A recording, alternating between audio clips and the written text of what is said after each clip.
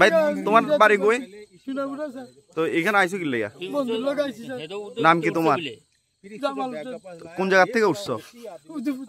তো কই যাইতে লাগছিল? আমার কাকার লগে যে লোকটা লাগাইছি এর বন্ধুর বাড়ি যাইতে লাগছিল। কোন জায়গা বন্ধুর বাড়ি? এটা আমি শিখেছি না স্যার। তুমি কোনো কিছু না জানা ছাড়াই তুমি তোমার কাকার লগে আয়া পড়ছো নাকি? বাড়ির সাথে স্যার। এটাতে কি ব্যাগের মধ্যে কি?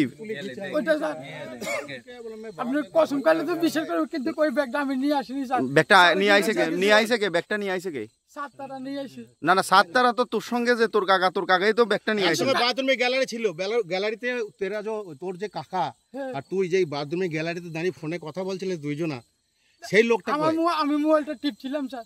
ওই কাকার না আমারটা। আর ও তো কাকা তো দাঁড়িয়ে ছিল তোর পাশে? হ্যাঁ ছিল, দাঁড়িয়ে ছিল। দি তারপর তোকে যখন আমি নিয়ে আসলাম ব্যাগের কাছে, তখন ও কি বললো? ওকে আর খুঁজে পেলাম না কেন? আমি আপনার সামনে জিজ্ঞেস করেছি যে তুই কেন পালালি? তারপরে ও পলাইছে। হ্যাঁ, তারপরে ও পলাইছে। আমরা কোথা থেকে খুঁজে পাই। তার সাথে তো আমি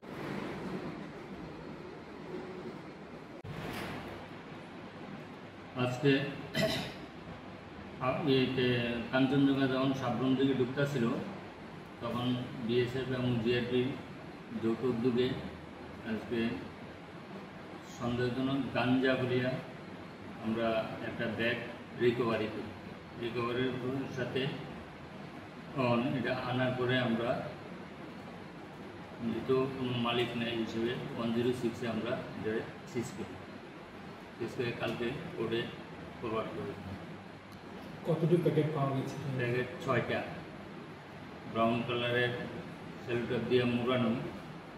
তবে বিএসএফের সামনে, গ্যাজেটেড অফিসারের সামনে এটা খোলা হয়েছে। খোলাতে সন্দেহ হইতেছে যে গাঞ্জা বলি এই প্রকাশ। এই ব্যাগটা কি ট্রেনের থেকে উদ্ধার করা হয়েছে না?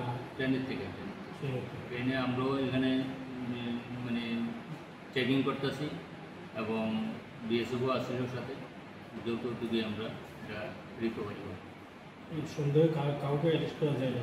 এমনি অ্যারেস্ট নাই, তবে একটা লোকের এমনি সন্দেহভাবে জিজ্ঞাসাবাদের জন্য আমরা আটক করছি ঠিকই, তবে তার সঙ্গে বা কোনো জায়গাতে পাইছি না।